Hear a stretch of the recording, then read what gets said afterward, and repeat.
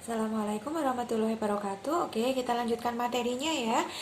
Di tayangan sebelumnya kita sudah selesai sampai step jurnal penyesuaian ya. Ini jurnal penyesuaiannya kemarin sudah disusun ya. Jadi sebelum menyusun jurnal penyesuaian ini biasanya kalau di soalnya itu biasanya dicantumkan neraca saldo.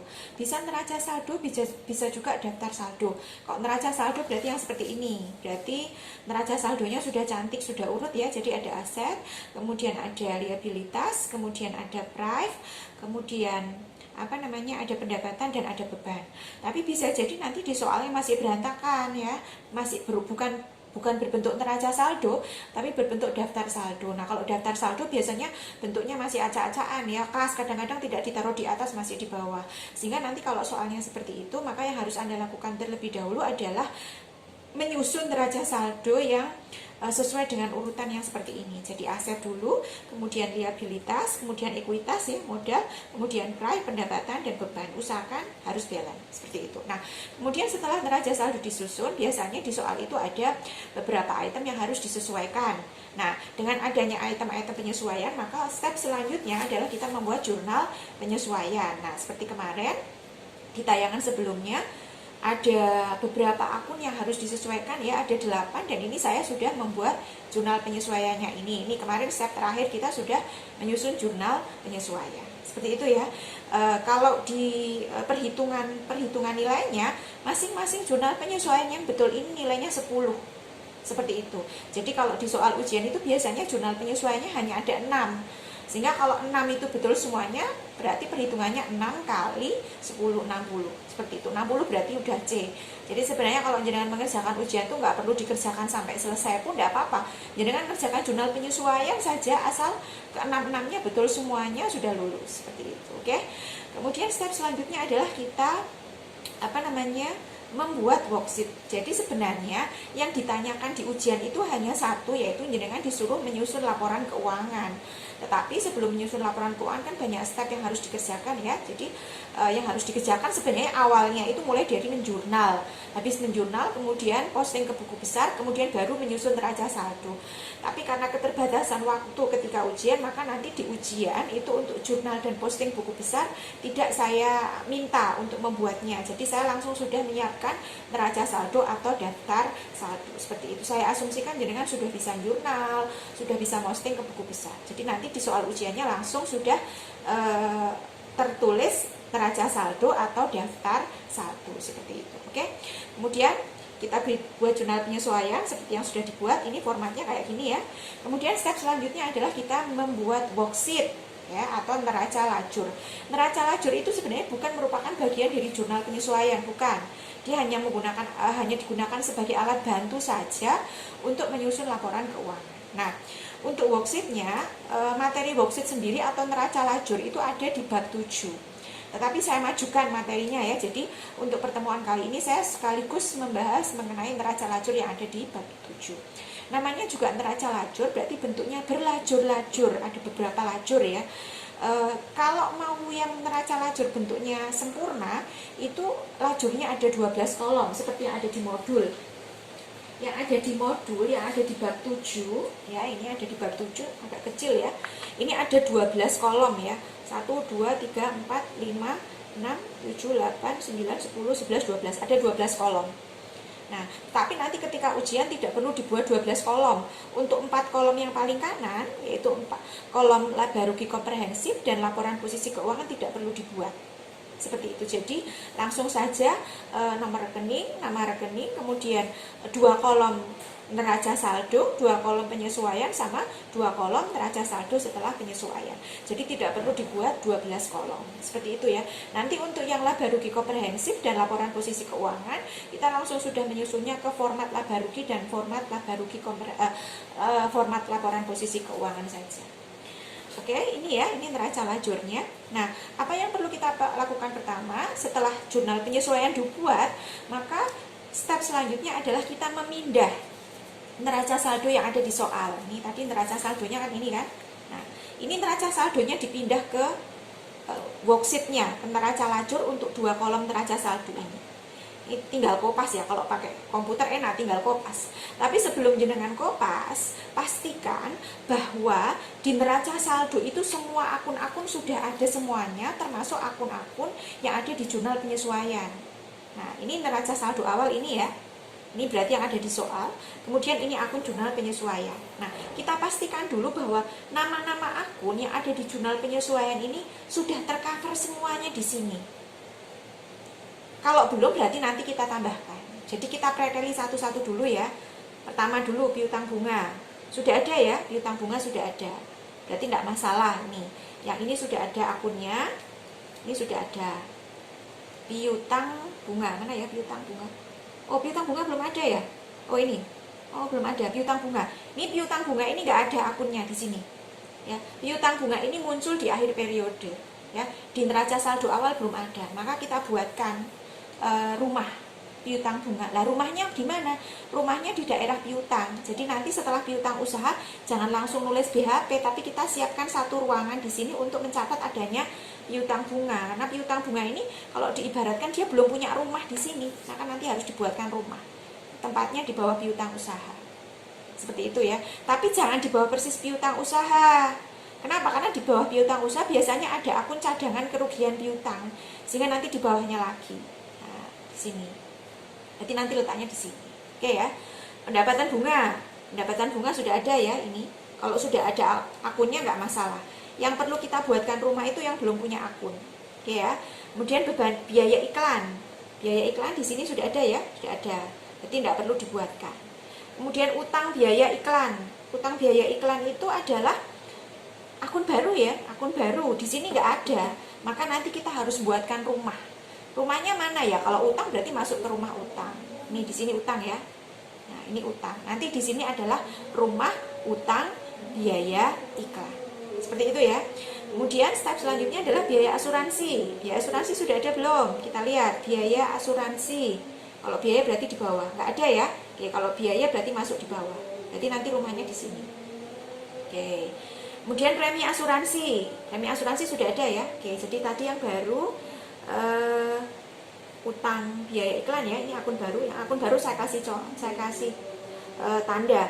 Kemudian tadi biaya asuransi ya, biaya asuransi ini akun baru. Oke. Premi asuransi udah ada. Kemudian biaya bahan habis pakai belum ada ya, ini akun baru. Kalau biaya berarti letaknya di bawah. Nah di sini. Kemudian BHP sudah ada ya. Oke, kalau sudah ada berarti nggak masalah, tidak perlu dibuatkan rumah. Yang perlu dibuatkan rumah adalah akun-akun yang di sini nggak ada. Kemudian pendapatan sewa sudah ada. Oke. Kemudian pendapatan sewa diterima di muka. Ini akun baru ya. Ini akun baru. Rumahnya di mana? Judulnya pendapatan sewa, tetapi dia diterima di muka. Jadi pendapatan sewa diterima di muka sebenarnya ini identik dengan hutang. Lah kalau dia identik dengan hutang, maka rumahnya di daerah hutang. Berarti rumahnya di sini. Nah, di bawahnya utang.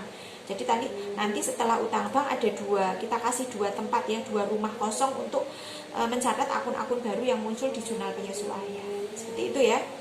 Oke. Kemudian beban kerugian piutang. Ini juga akun baru ya. Nah, ini beban kerugian piutang masuk akun baru, taruh di bawah sini ya. Cadangan kerugian piutang ini juga akun baru. Rumahnya di bawah persis piutang usaha. Jadi di sini ada dua kaplingan yang kosong untuk mencatat akun-akun baru di jurnal penyesuaian. Biaya penyusutan gedung ini akun baru juga, bawah di sini. Ya. Dan akumulasi penyusutan gedung ini akun baru juga nih. Akumulasi penyusutan gedung berarti di bawahnya gedung, berarti di sini. Nanti harus dikasih kaplingan. Kemudian biaya penyusutan perangkat upacara ini akun baru juga, nah, letaknya di sini. Kalau biaya-biaya letaknya di bawah. Kemudian penyusutan perangkat upacara akumulasian berarti di bawahnya perangkat upacara persis. Bu, kok dulu waktu zaman SMK saya nggak seperti itu ya. Kalau dulu saya akun-akun penyesuaiannya taruh di bawah sendiri semuanya Bu. Jadi akun-akun yang penyesuaian yang muncul di akhir periode taruh di bawah semuanya. Boleh nggak Bu seperti itu? Boleh, boleh saja. Cuma karena kita itu mau memindahkan rekening-rekening yang ada di neraca saldo ke worksheet-nya dan juga rekening-rekening yang ada di jurnal penyesuaian ke worksheet-nya, mending ketika kita mindahkan itu sudah kita toto sekalian, jadi sudah rapi. Oke, ini ya ditanda-tandai. Ini berarti yang biru-biru ini berarti nanti kita harus membuat rumah kosong untuk tempat akun-akun baru yang ada di jurnal penyesuaian yang dulu di neraca saldo awal tidak ada. Oke. Nah, ini kemudian dikopas ya, ini kopas. Blok kopas ini, tapi jangan lupa nih, tadi kas ya, kasnya sama, kemudian surat berharga sama, piutang usaha sama. Setelah piutang usaha jangan langsung BHP. Ini dikasih 2 tempat. Tadi tempat yang pertama kan untuk cadangan kerugian piutang, kemudian tempat yang kedua untuk piutang usaha. Ini ada 2 tempat. Ini 2 kaplingan untuk mencatat akun baru, di mana akun baru ini muncul di akhir periode di jurnal penyesuaian. Habis itu BHP sama, masukkan nominalnya. Kalau di sini debit ya sini debit juga. Perskot premi asuransi, bukan perskot ya, premi asuransi aja ya. Nah, premi asuransinya sama ya, sama, kemudian tanah, kemudian gedung. Ini di bawahnya gedung jangan langsung ditulis perangkat upacara, kita beri 1 kaplingan untuk akun penyesuaian yang muncul di akhir periode. Seperti itu ya. Dan perangkat upacara juga sama, dikasih 1 kaplingan untuk mencatat akumulasinya. Kemudian utang usaha, utang bank sama persis ya. Dan tadi di bawah utang bank ada 2 kaplingan ya, 2 kaplingan untuk apa tadi? Untuk utang biaya iklan sama pendapatan sewa diterima di muka. Ini 2 akun, 2 tempat untuk akun baru. Kemudian ini sama persis ya, tinggal kopas saja blok ya, listrik air 1.600. Kemudian untuk yang tadi akun-akun penyesuaian yang biaya-biaya taruh di bawahnya. Ini sudah ada tempatnya. Oke, jadi intinya neraca saldo yang di worksheet itu sebenarnya merupakan kopian dari neraca saldo sebelum penyesuaian sama. Blok kopas aja. Cuma bedanya ketika sudah dipindah ke neraca lajur ya di worksheet, itu kita sudah sambil memasukkan tempat-tempat kosong. Ini ada tempat-tempat kosong, di mana tempat-tempat kosong ini adalah tempat-tempat untuk akun-akun baru yang ada di jurnal penyesuaian ya, yang ada di jurnal penyesuaian ini yang di neraca saldo awalnya tidak ada. Oke, seperti itu ya. Oke, jadi tinggal kopas saja. Nah, setelah itu kemudian kita memindahkan ini 2 kolom penyesuaian. Jadi neraca saldo ini berarti apa ya, istilahnya soal ya, neraca saldo awal ini berarti data yang ada di soal. Setelah dimasukkan ini balance ya, sama seperti neraca saldo awalnya. Sekarang kita masukkan akun-akun penyesuaian ini ke 2 kolom penyesuaian ini. Caranya gimana? Kita lihat ya ini ya. Nih, kita mulai dari akun penyesuaian yang pertama. Piutang bunga debitnya 200. Kita cari. Piutang bunga ini akun baru loh ya. Ya kan, akun baru. Di neraca saldo sini nggak ada, tapi kan kita sudah bikin kaplingan. Nah, kaplingannya berarti di sini. Jangan di atas ini ya. Ini untuk cadangan kerugian piutang. Ini saya tulis piutang bunga. Piutang bunga. Berapa ini? Debit 200 ya. Oke, debit. Kalau di sini debit berarti sini harus masuk debit. Ini akun penyesuaian yang A 200. Oke, ini sudah diposting, selesai. Kemudian pendapatan bunga. Pendapatan bunga ini sudah ada akunnya ya. Ini ya, pendapatan bunga sudah ada akunnya. Ini di kredit. Ini akun penyesuaian yang A. Oke, ini untuk yang jurnal penyesuaian yang pertama sudah diposting ya. Piutangnya sudah diposting, pendapatan bunganya juga sudah diposting. Tidak perlu terburu-buru ya, karena kalau jenengan terburu-buru salah percuma, nanti harus baleni dari awal. Oke, pastikan debit, kredit sudah, balance ya. Oke, yang untuk akun penyesuaian yang A sudah diposting. Sekarang akun penyesuaian yang B. Ini ya, biaya iklan. Biaya iklan ini sudah ada akunnya. Debit ya, B. Kalau di sini debit, sini juga harus debit ya. 1.500, tidak perlu terburu-buru. Nah, kemudian kreditnya utang biaya iklan. Ini akun baru. Tadi yang tak centang-centang ini kan akun baru. Ini nggak ada di sini ya. Ini memang baru muncul di akhir periode. Nggak ada akunnya ya, tapi sudah ada rumahnya. Tadi kan kita sudah bikin rumah kaplingan. Ini utang biaya iklan letaknya di sini. Utang biaya iklan, kredit ya, B 1.500. 1.500 debit, 1.500 kredit. Oke, sudah diposting. Lanjut sekarang untuk yang jurnal penyesuaian yang ketiga. Ini biaya asuransi. Ini akun baru ya. Tadi yang tak centang-centang itu kan akun baru. Ini di sini belum ada. Kalau biaya asuransi, biaya-biaya berarti paling bawah. Biaya asuransi debit Ini akun penyesuaian yang C ya. Berapa? 2000. Ini sudah diposting. Kemudian kreditnya premi asuransi. Premi asuransi sudah ada akunnya. Nih, premi asuransi. Ini BC ya, C. 2000. C debit, C kredit. Sudah diposting. Tidak perlu terburu-buru. Pastikan bahwa setiap akun-akun penyesuaian sudah masuk ke kolom penyesuaian juga. Satu debit, satu kredit. Terus lanjut ya, ini sekarang masuk ke yang D, akun penyesuaian yang D. Di sini biaya BHP. Ini juga akun baru ya. Kalau biaya pasti di bawah. Biaya BHP. Debit ya.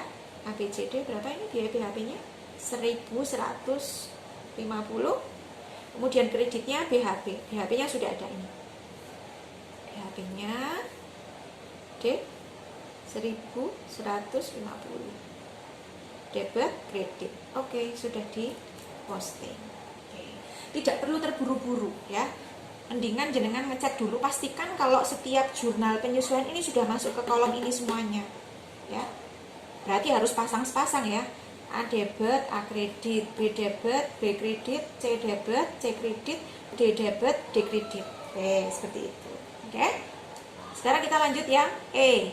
Yang E pendapatan sewa. Pendapatan sewa sudah ada ya. Ini ya. Ini berarti yang E, pendapatan sewanya 1.000. Oke. Kreditnya pendapatan sewa diterima di muka. Ini akun baru. Tadi yang akun baru kan udah tak tanda-tandai yang tak centang-centang ini ya.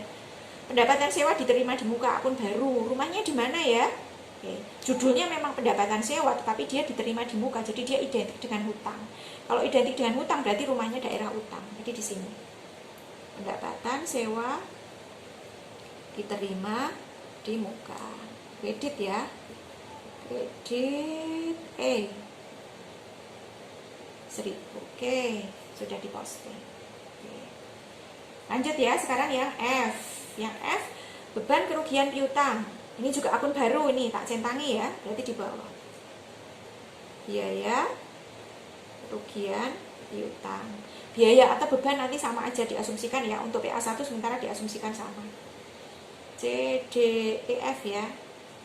Berapa ini? 180. Oke. Kreditnya cadangan kerugian piutang. Cadangan kerugian piutang ini akun baru. Rumahnya di mana ya? Rumahnya di atas piutang persis. Jadi di bawah piutang usaha ini adalah rumah cadangan kerugian piutang. A, B, C, D, E, F. 180. Oke, ini sudah diposting semua. Oke, kayak gitu ya. Kemudian yang G sekarang, biaya penyusutan gedung. Biaya penyusutan gedung. Ini akun baru ya.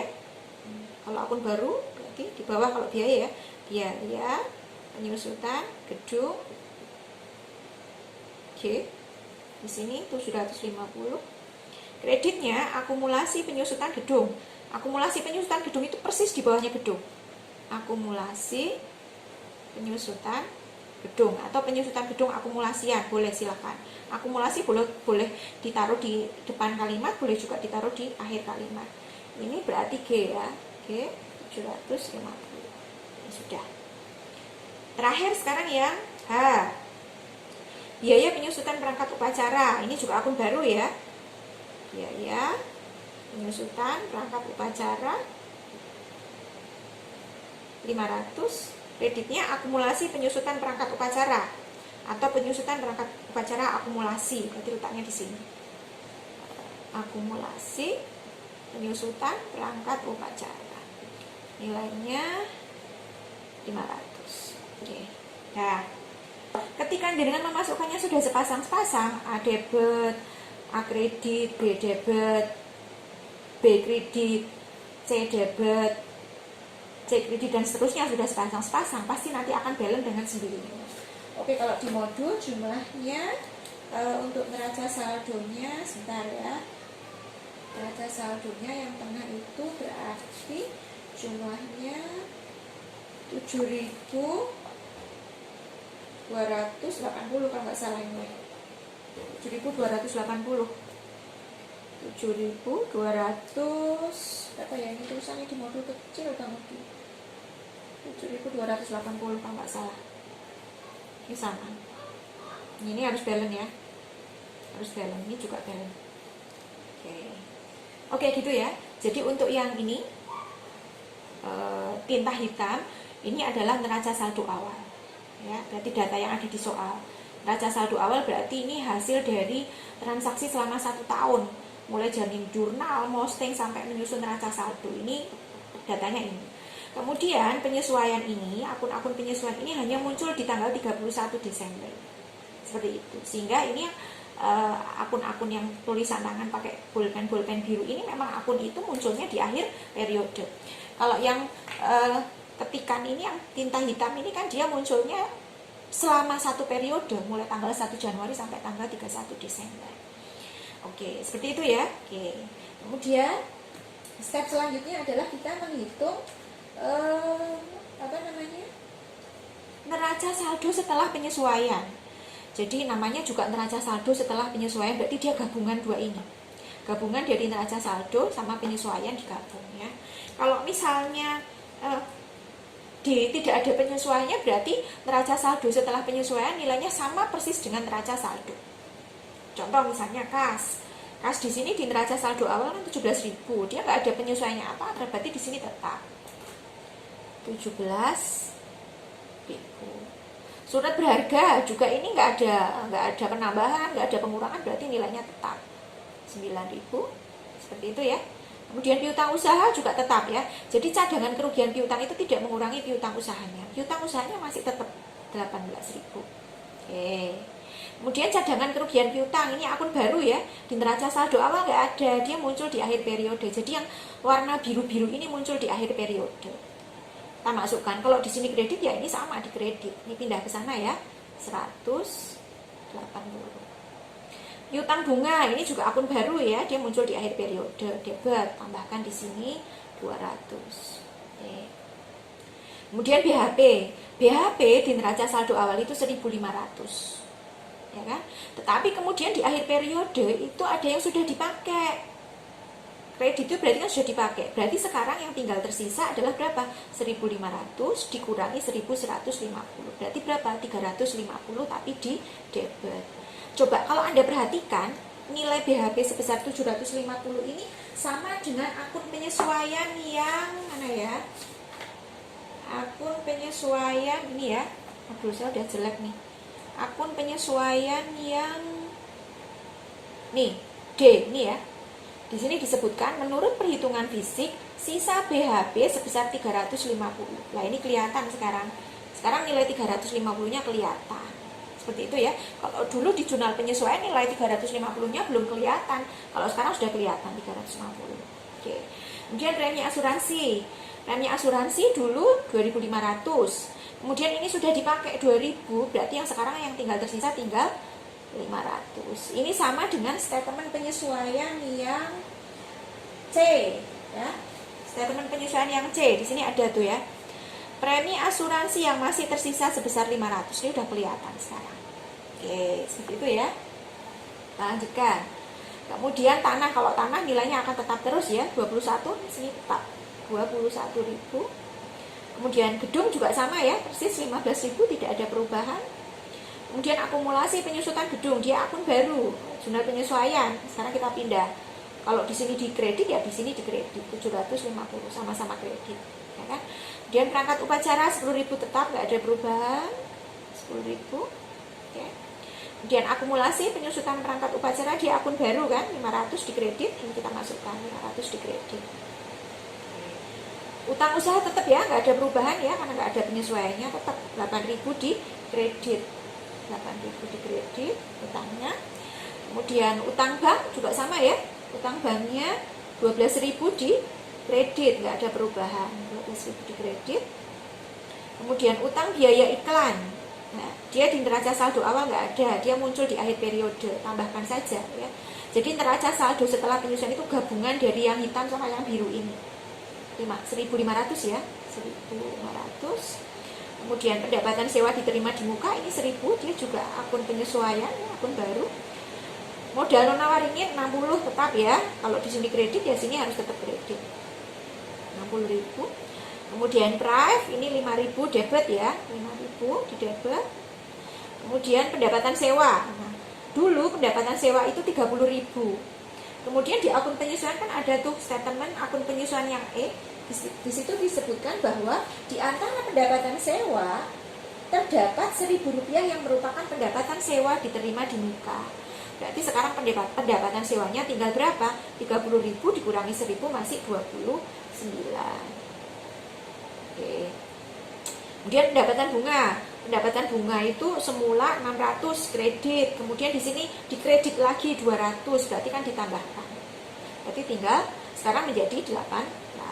Seperti itu. Jadi kalau sama-sama debitnya atau sama-sama kreditnya itu menambah, tapi kalau yang satu debit, yang satu kredit atau kebaliknya berarti nanti akan mengurangi. Oke, sekarang biaya administrasi nggak ada perubahan ya, tetap ya. Kalau di sini debit, berarti di sini juga harus debit. Biaya administrasi 1.000 tetap, biaya gaji dan upah 6.000, kemudian biaya iklan dulu 2.000, tapi kemudian di akhir periode ada tambahan, ya kan di akun penyesuaian yang B kan ada tuh statementnya begini, biaya iklan 1.500 belum dicatat dan belum dibayar, sekarang sudah ada pencatatannya, berarti sekarang menjadi 3.500 debit, kemudian biaya telepon telex 1.000 debit, kemudian biaya listrik air 1.600 ya. Kemudian ini juga harus masuk ke neraca saldo setelah penyesuaian, tinggal dikopas aja.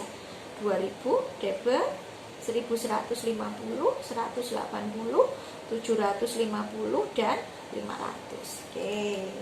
Pastikan bahwa angka-angka yang berwarna hijau ini merupakan gabungan dari yang warna hitam sama warna biru.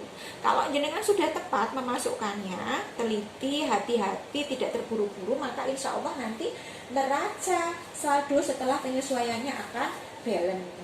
Jumlahnya berarti 113.730 kalau nggak salah ya.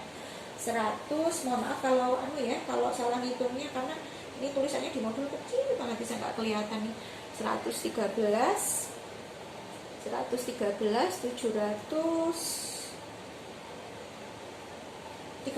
ya, mohon maaf kalau ada sedikit kekurangan. 113.730 ini juga harus diambil. Oke, nah berarti step kita sekarang sudah sampai menyusun ke neraca laju. Nah, kemudian bagaimana perhitungannya? Tadi kalau menyusun jurnal penyesuaiannya saja yang betul, ini sampai di sini stepnya nilainya 60. Karena nanti di soal ujiannya jurnal penyesuaiannya ada 6. Ya, jadi kalau 6 kali 10 60. Jadi kalau sampai di sini 60 nilainya C, ya kan? Kemudian sampai di sini ya, sampai di sini ini ketika jenengan betul, ya, ini betul dalam menyusun memindahkan neraca saldo, ya. Ini sampai di sini nanti total nilainya 80. 80 berarti ini 10, ini 10, ini 10. Kalau ini betul, kalau masing-masing kolom 5, sorry, saya lupa ya cara menghitungnya. Ini kalau neraca saldonya betul, ini ditambah 10 apa 5 lupa saya, 10 deng, 10 berarti 70 ya, 70 ya. Kemudian kalau sampai di sini betul 75, kalau sampai di sini betul 80 ya, gitu perhitungannya. Jadi kalau sampai di sini selesai, misalnya sampai neraca saldo setelah penyesuaian waktunya habis, nggak masalah, jenengan sudah dapat nilai 80. 80 itu nilai ujiannya tok. Nanti ditambah dengan keaktifan jenengan. Kemarin ada tuh anak manajemen yang dia mengumpulkan skornya sampai banyak banget itu. Jadi misalnya yang dia ngerjakan sampai sini pun kalau dia skornya sampai 30, dia nilainya bisa dapat A tuh, karena dia banyak skor yang sudah dikumpulkan. Ada itu anak manajemen apa anak akuntansi ya, mengumpulkan skornya banyak banget. Gitu ya, itu perhitungan angka, perhitungan penilaiannya. Jadi kelihatan nanti ya, misalnya kalau di neraca saldonya, kalau jenengan mengerjakannya hanya sampai jurnal penyesuaian toh ya 60. 60 ini kalau benar semuanya. Kalau misalnya dari 6 yang benar cuma 5 ya berarti nilainya hanya 50. Seperti itu. Kalau salah satu jurnal penyesuaian salah, berarti yang belakang ini pasti salah semuanya. Jadi indikatornya gampang. Ini harus betul. Kalau ini betul, maka saya akan mengoreksi lanjut. Tapi kalau dari jurnal penyesuaian ini ada kesalahan orang kitang satu, maka saya yang belakang nggak perlu saya koreksi karena pasti salah semuanya. Jadi yang harus hati-hati adalah menyusun ini jurnal penyesuaian. Jurnal penyesuaian ini harus betul. Seperti itu ya. Kemudian kalau yang ini bukan masalah betul atau salah ini. Kalau worksheet ini kaitannya jenengan teliti atau tidak. Kalau jenengan teliti ya bisa sampai ke tahap nilai 80, tapi kalau tidak teliti ya di antara ini ya. Bisa sampai sini tok, bisa sampai sini tok, bisa sampai sini tok, bisa sampai sini tok, kayak gitu ya. Oke. Gitu ya. Ini yang disebut dengan neraca lajur atau worksheet. Kemudian, oke, ini tak tutupi ya. Nah, sampai sini. Kemudian dari 3 nilai ini yang dipakai itu nantinya adalah angka yang hijau saja. Untuk yang hitam sama yang biru abaikan. Karena ini sudah istilahnya sudah nggak digunakan. Yang digunakan sekarang angka yang tulisan-tulisan yang bolpen hijau. Ini yang digunakan sebagai dasar untuk menyusun laporan keuangan. Jadi nilai neraca saldo setelah penyesuaian ini sebagai dasar atau bahan baku untuk menyusun laporan keuangan. Kalau di bab 7 ya, jadi setelah kolom neraca saldo setelah penyesuaian ada 2 kolom lagi, yaitu kolom rugi laba sama laporan posisi keuangan. Tapi ketika ujian nanti jangan tidak perlu bikin 2 kolom itu ya, langsung aja kolomnya sampai ini saja. Kemudian untuk kolom yang rugi laba sama laporan posisi keuangan langsung sudah dimasukkan ke sini. Nah ini. Jadi setelah worksheetnya selesai, step selanjutnya adalah jenengan menyusun laporan keuangan.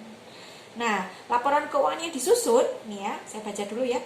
Dari kolom neraca saldo setelah penyesuaian, langkah selanjutnya adalah menyusun laporan keuangan yang terdiri dari laporan laba rugi, ya, komprehensif, kemudian laporan perubahan modal, atau laporan perubahan ekuitas ya, dan neraca atau laporan posisi keuangan seperti yang terlihat seperti di bawah ini.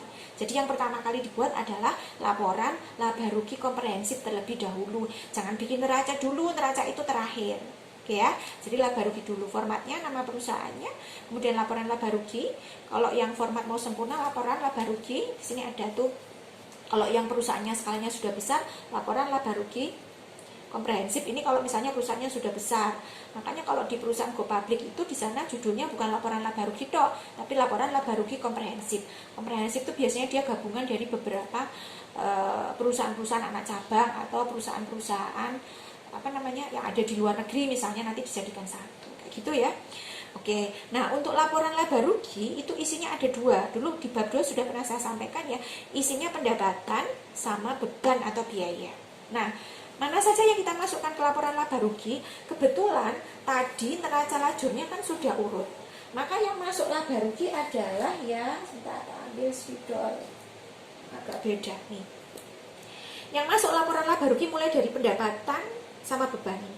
Ini masuk laba rugi.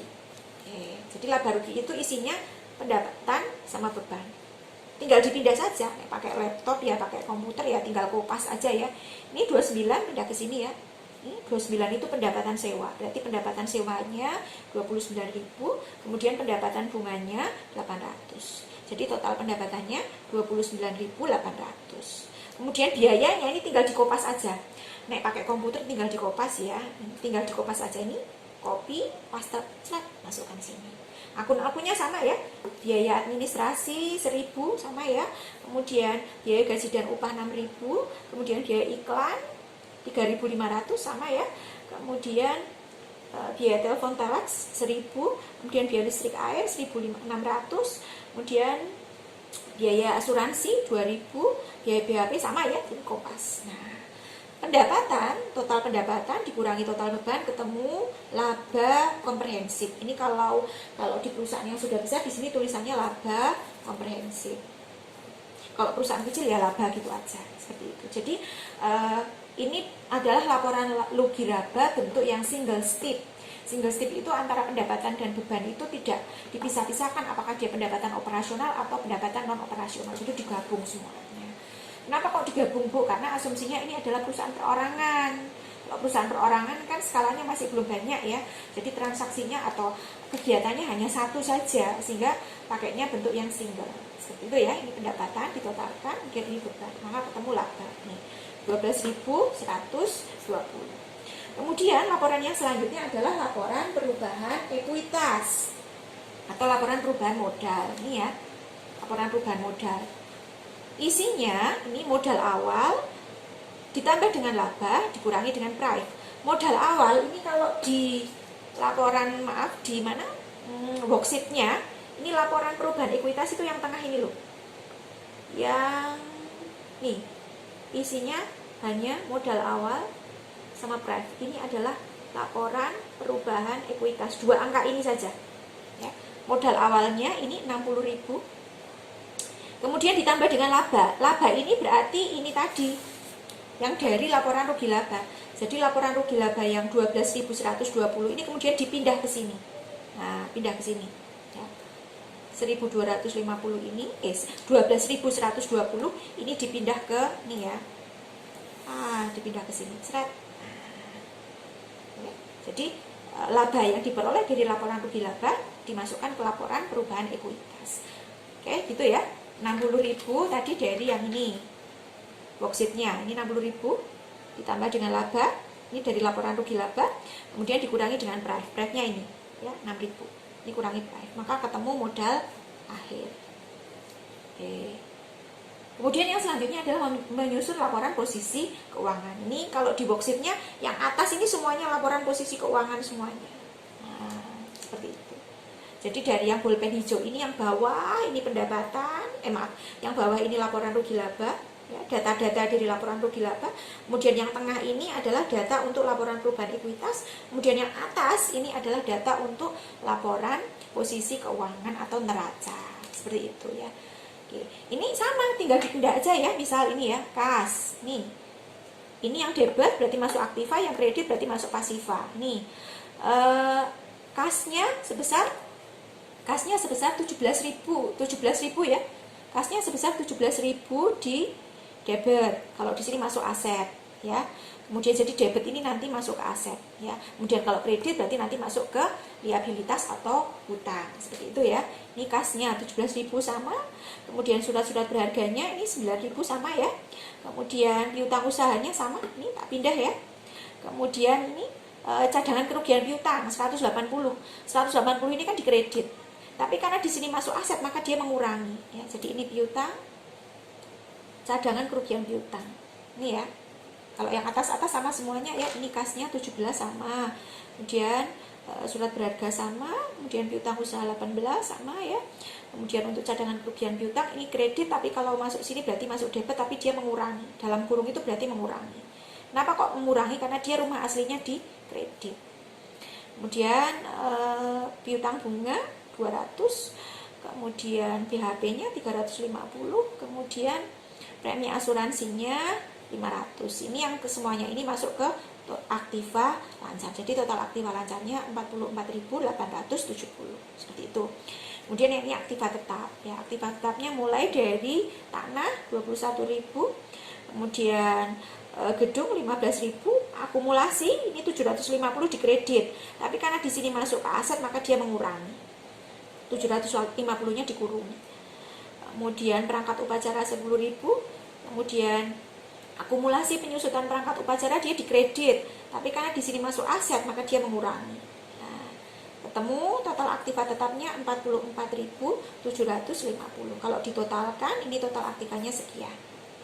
Nah, itu ya.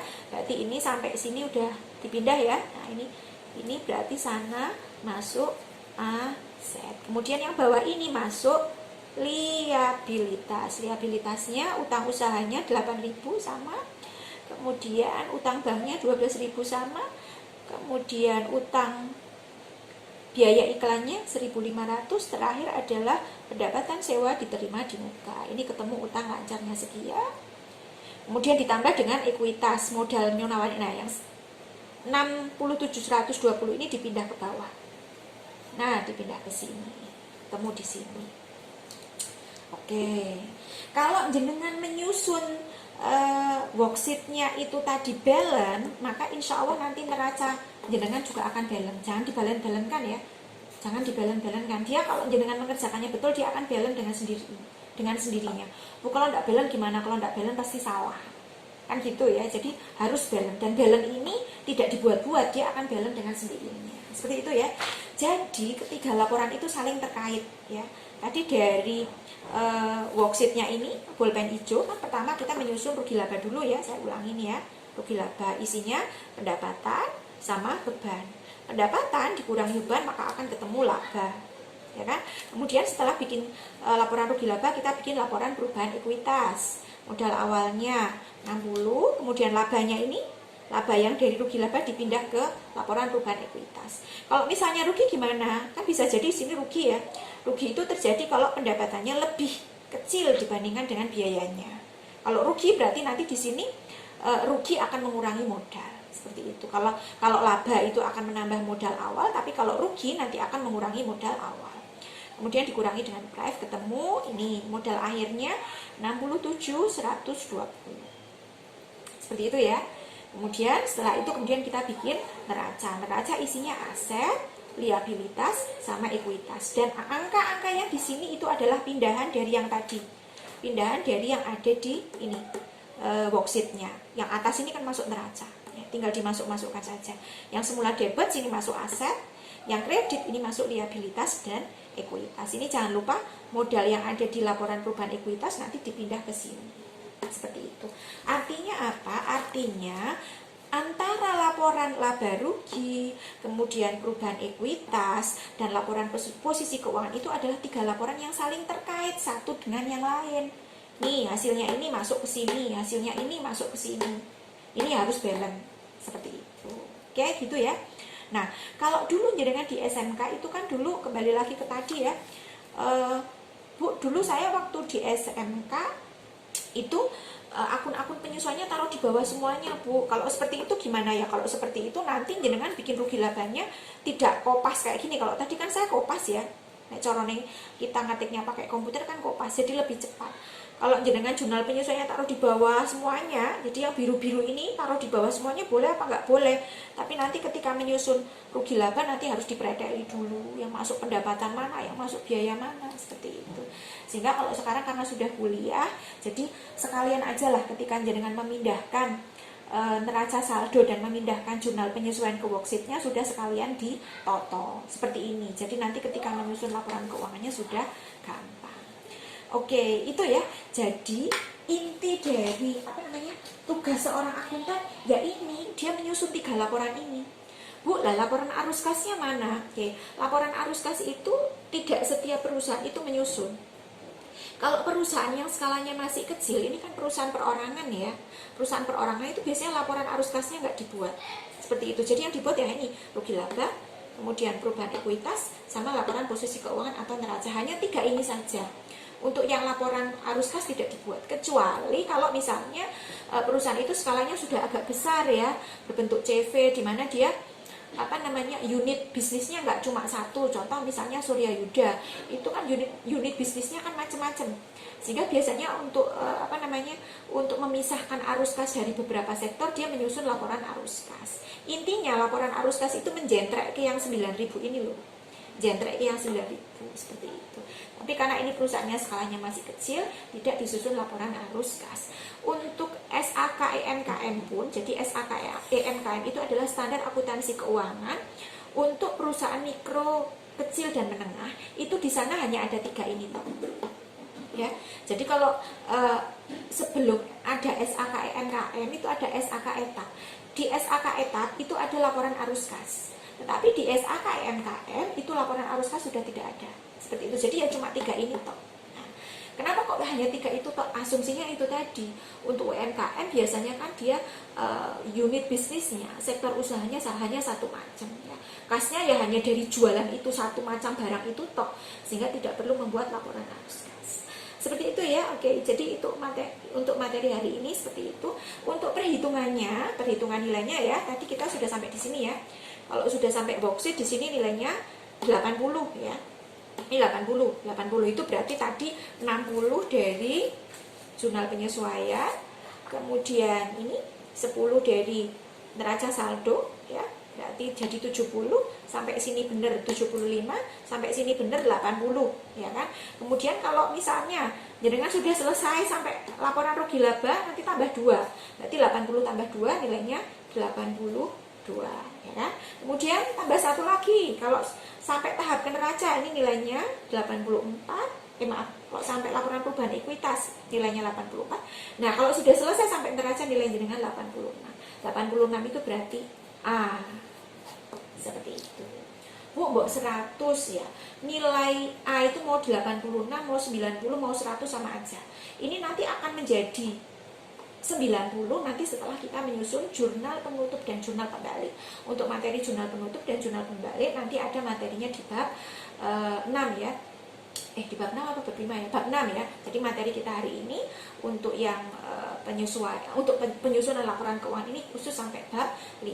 Kemudian nanti bab 6 itu adalah kita membuat jurnal penutup dan jurnal pembalik. Nanti kalau misalnya dari laporan keuangan ini kita nambahi menyusun jurnal penutup dan jurnal pembalik, nanti nilainya menjadi 90. Seperti itu ya. Oke Bu, kok nggak 100? Nggak usah pakai 100 lah ya, wong nilai 86, 90 aja sudah dapat A. Oke, itu ya. Jadi materi penyusunan laporan keuangan seperti itu saja. Jadi diawali dengan kemarin apa namanya? Kita menyusun jurnal penyesuaian terlebih dahulu ya. Ini jurnal penyesuaiannya. Ini dulu ya. Nah, setelah jurnal penyesuaian selesai, kemudian menyusun worksheet seperti ini ya. Setelah menyusun worksheet, nanti angka yang dipakai angka yang hijau. Dari worksheet ini kita menyusun laporan keuangan. Pertama, rugi laba dulu ya. Jadi rugi laba ketemu laba, habis itu kemudian laporan perubahan ekuitas, ketemu modal akhir, dan yang terakhir bikin neraca. Seperti itu ya. Nanti akan dengan sendirinya kalau dengan step-stepnya betul, neraca ini akan balance. Seperti itu ya. Oke, seperti itu saja materi untuk bab 5 ini ya. Nanti untuk menyelesaikan siklus akuntansinya sampai jurnal penutup akan kita lanjutkan di materi yang akan datang. Seperti itu ya. Harapan saya kalau jenengan belum paham tentang penjelasan saya ini, silahkan diulang-ulang lagi penjelasannya sampai betul-betul paham. Sepertinya itu saja ya materi untuk bab 5 ini ya. Kita sudah selesai menyusun laporan keuangan. Untuk pertemuan yang akan datang nanti akan saya lanjutkan untuk menutup laporan keuangan. Karena laporan keuangan itu di akhir periode kan juga harus ditutup. Untuk kemudian nanti di awal periode akuntansi berikutnya kita mulai lembaran baru lagi dengan membuat format laporan keuangan yang baru lagi. Seperti itu saja ya dari saya. Terima kasih sekali. Kurang lebihnya saya minta maaf. Assalamualaikum warahmatullahi wabarakatuh.